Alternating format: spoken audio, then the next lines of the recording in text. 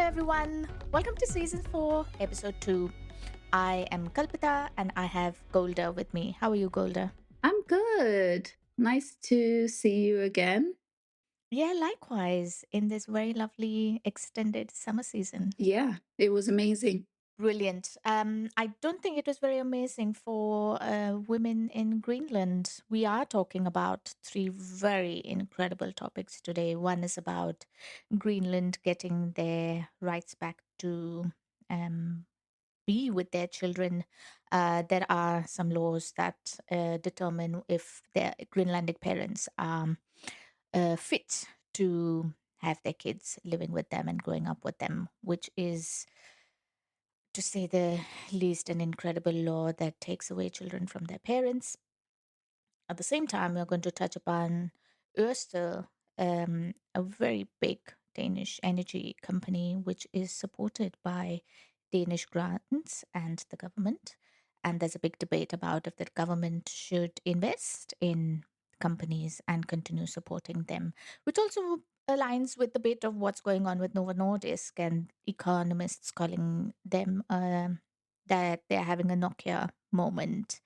And then one of my favorite topics to talk about today is the inflated grocery prices in Denmark. Favorite. Yeah, it is. I mean, the conversations I've had around grocery prices but for the past few months has been just amazing. Everybody agrees it's amazing how expensive a piece of meat is, milk, butter, even if they're locally produced, vegetables. I mean, we all know eating healthy is expensive and it is a luxury and it is a hard choice to make. But at the same time, it does not help inflated prices. And we live in a country like Denmark, which is very, very aware and conscious of health and sustainability and so on. So, have you experienced any of these inflated prices? So I don't live in Denmark anymore, but I would say it's also quite expensive here in the UK. I was having a conversation with my friend yesterday, and she was telling me that 400 grams of beef was like 55 krones. Yeah. So she was definitely also complaining about the prices. And I also had a friend that just visited Denmark. Actually, she was only there for 2 days, and she said Denmark is so expensive. So I can Yeah. just imagine what's going on. It was already quite an expensive place. So with inflation and everything, I just think it's really sad. And unfortunately, the people that are going to suffer are to people who are already in a lower socioeconomic status. So the initiatives that the government have to kind of push people to eat healthier, to reduce obesity, um, is going to be counteracted by the fact that food is so expensive and to eat healthy now has probably become even more expensive. Um, yeah, it's quite unfortunate. It is. I have this tracker, which is called my sister, who's back home in India. And I often have conversations with her when I'm making a grocery run, for example. And every time I go to the grocery, I am checking the price of our coffee that we have every day. Um, and every time I check, the price has changed. And it's not changed to be a discounted price, which it often is, but it's changed to be like from 55 kroner to the last I checked 2 days ago, it was 89 kroner. And Oh, it's not even.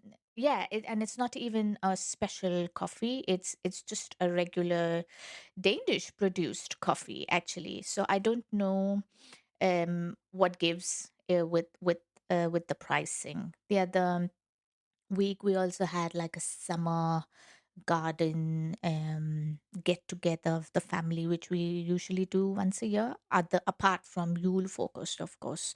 And everyone at the table, both young and old, were talking about they went to the supermarket at the butcher's to get a piece of meat so we could enjoy it at the table. And that was next to impossible to get a decent cut of meat for a reasonable price. And there is also a big influx of meat and produce coming from other parts of Denmark, Mm-hmm. sorry, other parts of Europe, the Dutch region, Ireland. So we get Irish meat as well in the supermarkets now, and from other countries around Europe, which is not going down very well with Danish people. Of course, we have a big focus and preference for consuming Danish products, Danish made products as well, especially vegetables and things like that, and meat as well. We take pride in Danish meat. So that has also changed from a supermarket perspective. There are no local butchers anymore, unfortunately. Even the fishermen almost don't exist. So these prices do not make sense. They do not match the benefits, they do not match the basic needs of an average citizen. Yeah. It's so unfortunate, and everybody's complaining, and I've also heard like people are really trying to push Middelflex to do something, and help the average person. I'm even wondering now how these prices would look like in the bazaars, um, and in certain areas where, um, yeah, the lower income people are. And I feel for the students as well. We were already eating oatmeals and shawarmas, when we were studying. So I can only imagine now you can't even make like a proper wrap without spending Yeah. so much money. Yeah, it because it's such a global problem as well. It's left me wondering, like, how do we shift this economy? What are the plans to support individuals in such times where we might just see a regression in consumer behavior, which is Hmm. a result of this, and it might affect other health indicators, as I mentioned. Yeah. I mean, in general, in Denmark, there's been a drop in purchase, no matter what it is, Hmm. which is a big shift for the Danish society in the past 1 year. And the government has said that they are going to launch an investigation or research why these prices are inflated, and Okay. propose tax subsidies and reductions, because that seems to be the thing that is resulting in this inflated pricing. But it's interesting that there are very specific areas where these prices have inflated and then have had a ripple effect on other products. For example, I remember, I would say as much as last year around Christmas, there was this big conversation in the UK about Lure butter, Mm. and that they were inflating prices on purpose. And you could see that also in Denmark around Christmas time as well, where Lure became incredibly expensive. I mean, a block of butter was 42 kroner, I remember. And we just chose to not make things because the butter was incredibly expensive. And so butter prices, for example, like butter, then there's meat of all kinds, then there is olive oil, coffee, which have prices that have gone up more than 20%. Like you do not get olive oil for less than 100 kroner. Maybe 80 kroner if you're lucky that the stock lasts on the shelves. Wow. And that's just, yeah, and that's just budget prices, yeah. So it's not that this has been something that's going on because of the economy. It is also something that companies have inflated prices on purpose.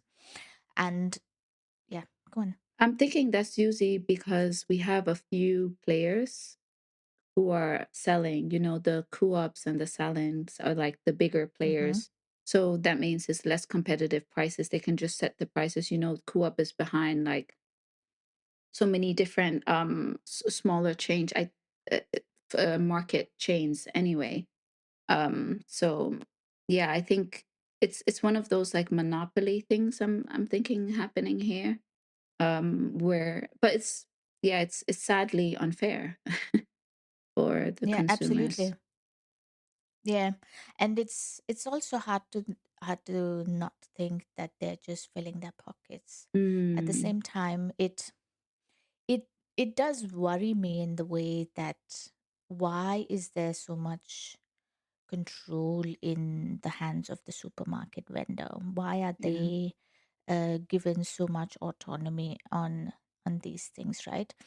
I mean, you would think that a no mail, for example, which has cheaper goods and some good quality goods as well, their prices have also inflated because it is a ripple effect, and that you can see oh, in wow. all other products as well. Yeah. I'm shocked. So Numail used to be my go-to. yeah, exactly. And anyone who's on a budget, and most of us are, that becomes your go-to, and it then feels like there's no place to go, and that's not fair. Yeah. But I do like that the government is taking cognizance of it, and that they're going to go into the parliament with a suggestion for reducing taxes on food, which I think will be great, especially then we all can have a better Christmas. Yes. Yeah, and enjoy the good fricadella I love when it's time. fricadella. Mm. Yeah. Well, that brings me to the Greenlandic topic. Speaking of Christmases and having a good time with family, um, I'm I'm not surprised that the government in Denmark had this law where they could take away kids from their parents. Have you Yeah. heard anything about that before? I'm sure you know more than me. Um, Definitely. I mean, within the immigrant community, it's always been a silent fear that, the government will come and take your child. And there was also ghetto loan, Mm, which was some year back, targeting the Nørrebro area and yeah, Mølleparken. And basically, uh, uh, part of that was that immigrant families were not integrating their children into Danish laws and therefore had to be forcefully put in institutions at an early age to learn Danish culture. I think there's always been a targeted effort towards immigrant families regarding what is proper parenting, and we're doing it the Danish way. And in some aspects, I understand the concerns from the government, but in another aspect, I also think that um, it's very discriminatory um, because the assumption in some way, shape, or form would be that all ethnic Danish or white parents know how to raise their kids and don't need to take this assessment, right? And with Denmark's history in Greenland, to implement such a thing, again, I'm sure they have some type of evidence to back this up, but should be very, very careful when you target one specific group. Um, what are you thinking? I'm actually thinking of this film that came out in India, I think a year and a half ago. And it was about this Indian lady who moves to Norway. Yeah, And she has her child taken away from her because she has her own special Indian ways of bringing up her kid, which didn't agree with the Norwegian government. And that resonates with me when you say that it's not just Greenlandic, but just the overall immigrant community that faces this. Um, Very, very sad. Very, very narrow as well for a society that is so forward and so advanced. Um, it really surprises me that Scandinavia, now that we're extending to Norway, is so restrictive in thinking that there's only one good way of bringing a children up.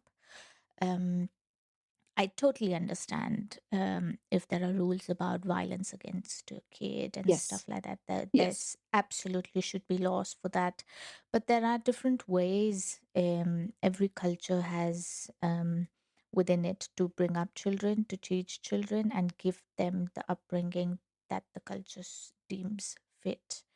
And that should be the idea, right? Because children, giving children a cultural upbringing is such a blessing, not just restricted to language, but also the customs and traditions Yes. and all kinds of things that come with different cultures. It ties into their identity of who they are and the allowance to have dual identity. We're living in a globalized world, and I think the another part of that effort that was happening in the Nuremberg area was the fact that children who spoke more than one language were now seen as not being competent enough, or that it's affecting their Danish.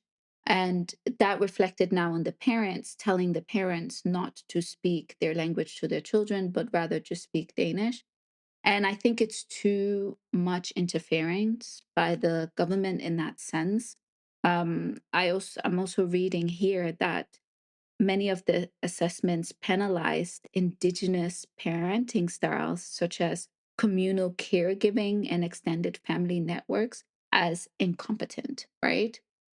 And that type of perspective, as you said, is very narrow, and it's very in line with the shift that even Europe have seen, moving from a big family unit to now a nuclear family unit. But the issue that we're seeing is that within the nuclear family unit, people are becoming exhausted, especially mothers that are burdened with the the responsibility of caregiving much more than fathers, even in like ethnic white Danish families.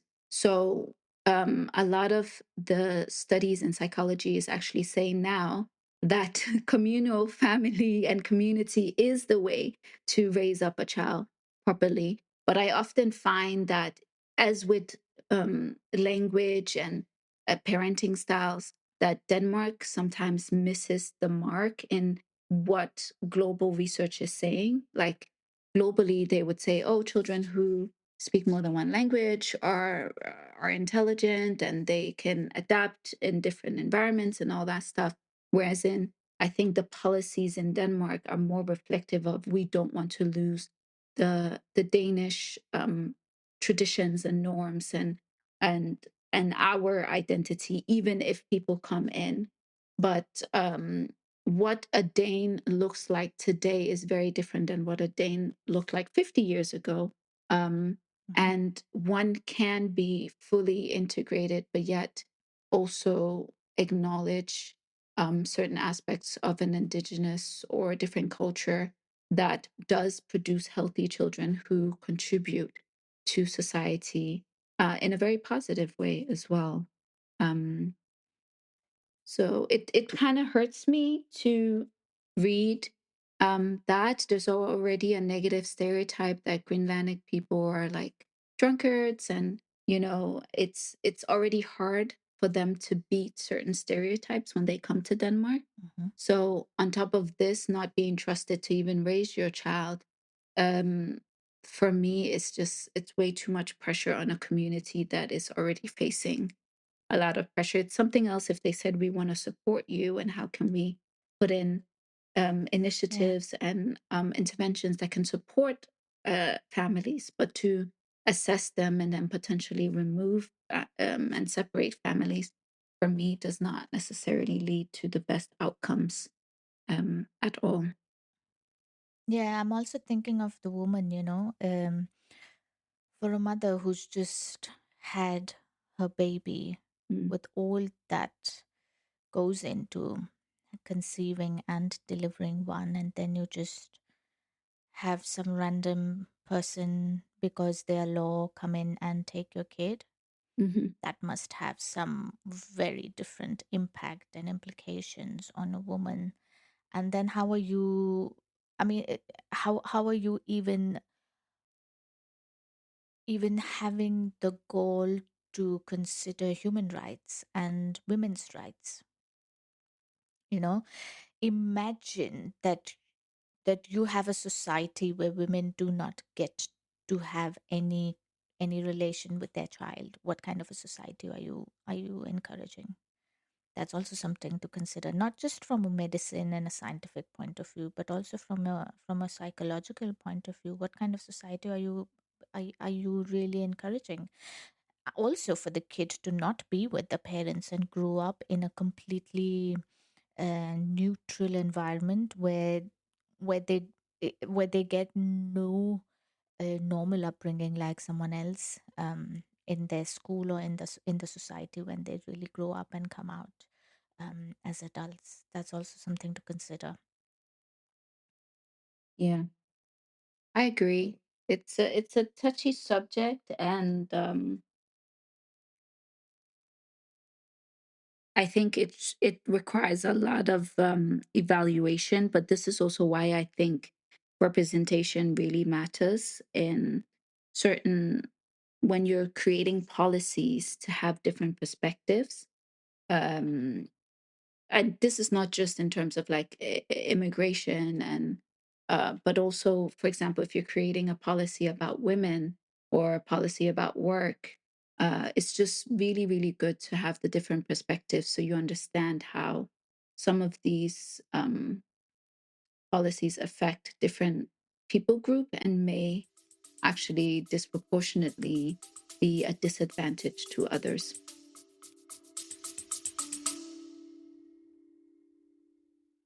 Did you know that the Last Week in Denmark newsletter is available in 8 languages? Hey there, this is Fionn from the Last Week in Denmark podcast, and every week you guys are tuning in to hear me and my fellow co-hosts talk about the top news of the week in English. But let's be real, we're all internationals, so not only are you speaking English every day, you're probably also speaking a bit of Danish, but you've probably also got your own native language as well, like the multilingual master you are. So why not treat yourself to the luxury of being able to read Danish news each week in your own native language? So head on over to lastweekdk.substack.com, that's lastweekdk.substack.com, and sign up for our newsletter delivered to you every single Sunday.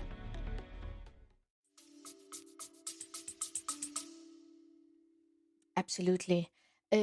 That brings me to yet another thing that the government is doing, is putting a lot of money in Ørsted because they're not doing very well. And to support them, they have given them, I think, about 60% share rights in Ørsted.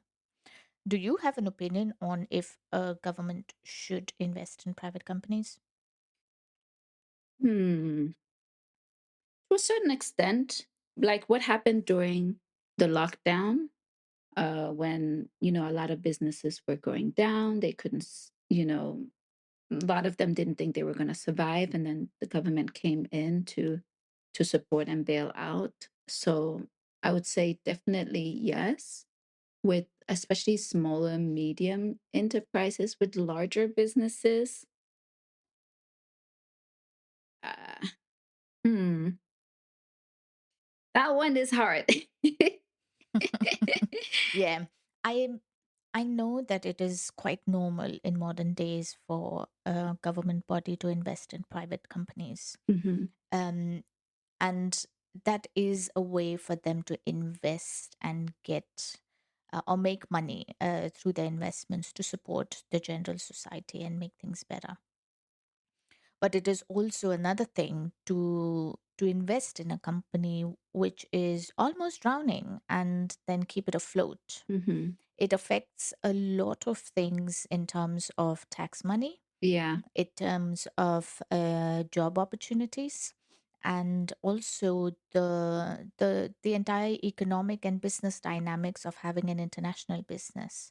That's also another debate alongside the debate whether the government should invest in private or not, is Mm. that how dependent should the Danish government be on big companies like Maersk, Novo, and Ørsted, for example. Novo had their prices drop as well, and they had this big management change as well, which we spoke about last time, Mhm. as well as a company like Maersk, who's been a bit up and down in the share market as well ever since COVID hit, and now Trump's new decisions have also affected the global economy, and this could be part of the ripple effect.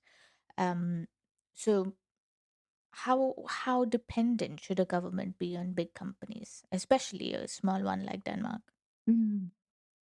I am under the impression that private sector is actually what sustains most countries, a thriving private sector. So I understand why the government would have high stakes in the private sector. And I'm also reading here that the bailout is also more about protecting the ordinary Danes' retirement savings. So, considering the fact that the government kind of needs these companies to go afloat and succeed in order for their citizens to also have a retirement plan so that they don't have to now find ways to give people their retirement, especially with them increasing the age that one could actually retire. Um, I don't think government would be able to handle it uh, by themselves to carry the GDP of a country alone. So,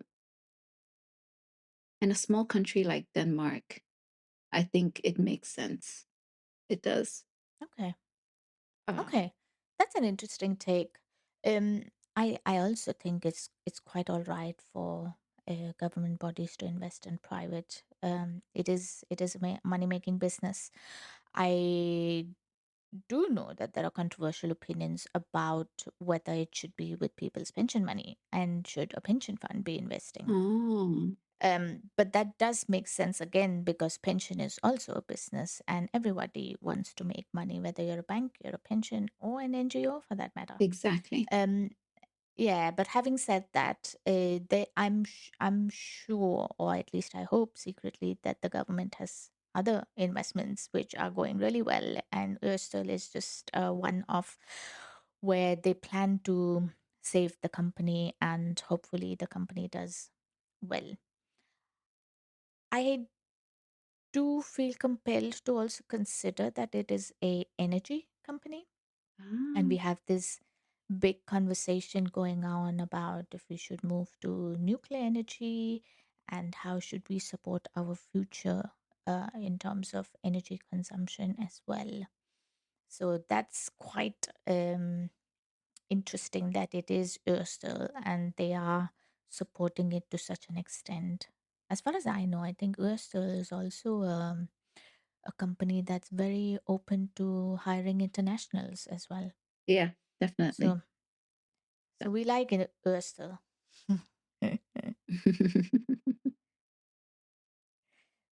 Yeah.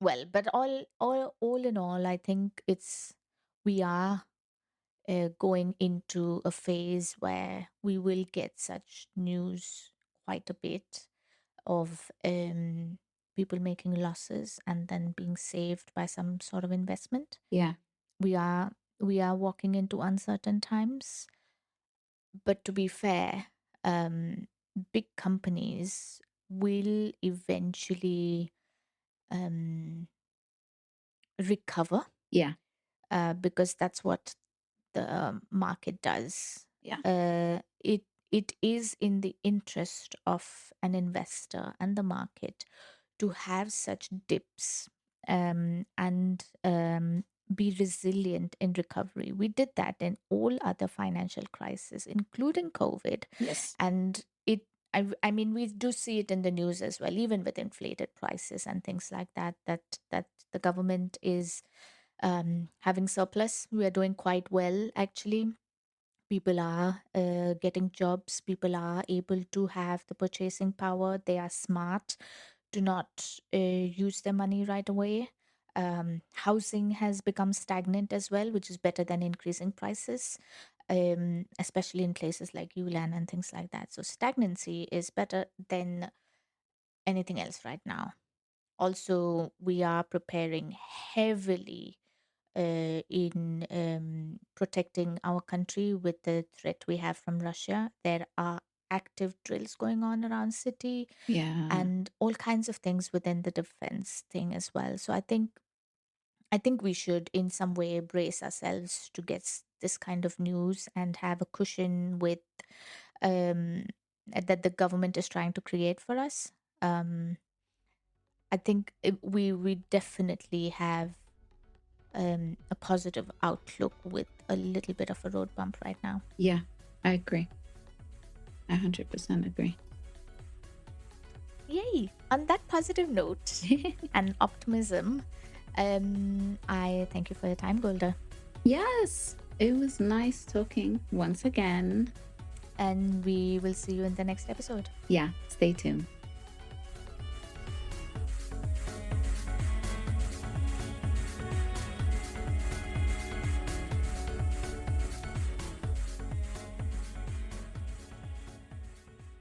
Hey, this is Kalpita and Golda, co-hosts of the Last Week in Denmark podcast. Did you know Last Week in Denmark offers sponsored content in the newsletter?